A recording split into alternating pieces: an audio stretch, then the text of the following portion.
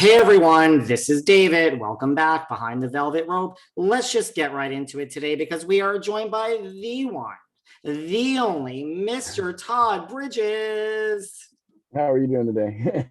What is going on, Todd? I mean, how are you? Celebrity Big Brother. Here we are again. Yeah, I know, right? I mean, look, you made it really far, fourth place. Are you adjusted back? I mean, you're out of the house now for a short period of time. Like, has it hit you? Have you adjusted back to the real world? I have not adjusted back fully yet, but I'm trying now. I'm very tired a lot during the day. So just trying to get it done so I can get some rest and be ready to, do what's really out there, in the real world. I love it. I mean, look, you've been involved in a lot of other reality TV, like Skating with Celebrities, Celebrity Mhm. Boxing, Fear Factor. Did you watch Big Brother? Like, did you know what you were getting into? Were you familiar with the show? Yeah, I had watched it, but it's still not like being in the house. You watch it and you see it, but it's nothing like actually being in the house. Being in the house is totally different. So It's like you expect it, but you don't really know what to expect. it's like craziness, boredom, and then more craziness, and then boredom like that. It's a lot of that. Was it a lot harder than you expected? No, no, it was close. It was like not as hard as I expected, but what I didn't expect is, when I got out to see the vicious things people were saying about each other, that was just terrible. That was really bad. And I couldn't believe that, Misha and Todrick was stupid to that level of saying mean things about people. I think once a person's out of the house, you don't need to say that. You just move on. Right. It's like if the goal is to win the game, well, Yeah, you've gotten further than the person that's gone. So why do yeah, you care yeah, anymore? yeah. I don't understand that. That didn't make any sense to me. What was the biggest challenge when you were there? Like, what did you find to be the biggest I challenge? think the biggest challenge was finding things to do during the day. I mean, if you didn't have competitions going or vetoes going, it was boring. Just bored as really boring. Nothing else to do but just hang out. Did you sleep a lot? In the very beginning, but I always had my ears open listening. But it's just bored. I mean, it's like wow, and also you can't sing, you can't say quotes from movies. I'm like, I don't even understand that. I've You never seen somebody have to pay for a quote from a movie. right. You're like, what am I supposed to do all day here? Right. I Yeah, mean, and I wonder if people would really get fined. I wonder if they did blurt out a quote from a movie. I don't think so. I've never seen somebody put out a quote. I mean, how many times you do a movie and see people doing quotes from a movie? I mean, how many Seriously. movies you've seen that use what you're talking about Willis? Nobody got fined for that. Nobody got fined for that. And that's one of the Um, most infamous yeah, quotes of all time. yeah. Were you shocked? Did you shock yourself? Because listen, you were really good at a lot of these competitions. I mean, did you shock yourself or did you kind of feel that you were going to be good at these? I just figured I'd be good at all these things, and I had to figure out which time to strike. I only made one mistake in the whole thing. I should have put Todrick and Misha on the block a lot earlier, and got at least one of them out to break up that little collaboration. If I would have done that, it could have been different for all of us. Do you think like that's really your biggest mistake is just not putting them Yeah, on?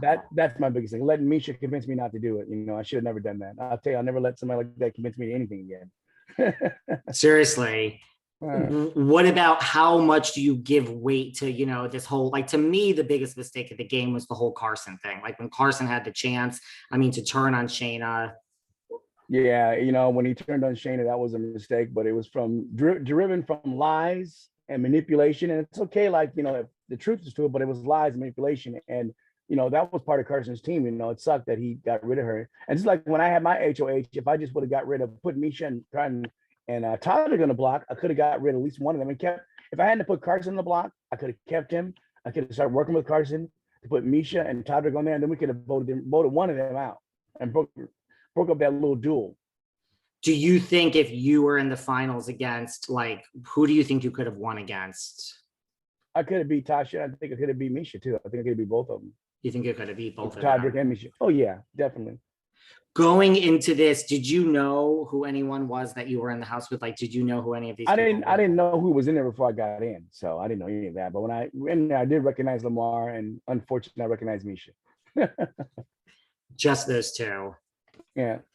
Well, we saw you bond with Lamar in the house. What was it about Lamar that kind of drew you guys Lamar and together? me are pretty bonded because we've gone through some similar things in life, and also We like to laugh and have fun, and Lamar is definitely like that. And I think that our relationship will carry on from here and be a lot bigger than just here, you know. I think so too, from a viewer's point of view.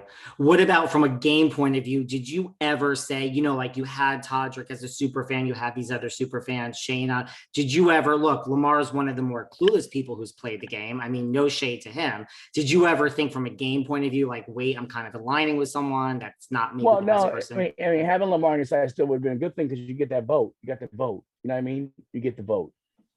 Right. And that's the whole thing is you align with people that you can keep getting the votes to get people out that you want to get out, and then to keep people you want to keep. Right. Well, I know Lamar told Julie, that, you have 33 years of sobriety and that you were going to be actually 30. Oh, wow. 30. Sorry. 30. 30, as his sober coach, like, is that, have you guys followed up? Oh, I mean, yeah. that's a big honor. Definitely. I've been talking with him a lot about, when his life, and we're going to do a 4th step pretty soon. And I hope he's ready for it. It's a tough thing. It's a tough thing. I can imagine. Okay. What's like the best advice Lamar gave you? Like, what's something you learned from Lamar in the house? So Lamar told me something that was true. He knew about Todd from the very beginning. I just wish I would have listened. I didn't listen, so I wish I would have listened. I mean, that's the thing. Like, everyone out there is saying Lamar's clueless in playing the game. He's one of the first people that said, wait a second, this doesn't seem right. Oh, yeah. He knew about Todrick right away, and I should have listened. But hindsight is 2020. But I knew that I'm glad I was out of the house when I got out, because I don't think I could have handled another day with that dude. I don't think I could have. It was getting to the point to where I had to get out of there. And then when I found out the stuff that Misha was doing, I was very happy to leave. I just wanted to get out of there. Really? Yeah. When you were bonding with Lamar, also, one of the things I thought was very touching is, like, I learned so much about Lamar, just like I didn't realize some of the struggles like that he had, like with his child, and just to see him like profess his love like for Khloe Kardashian, which we all kind of knew, but yeah. Did that Lamar?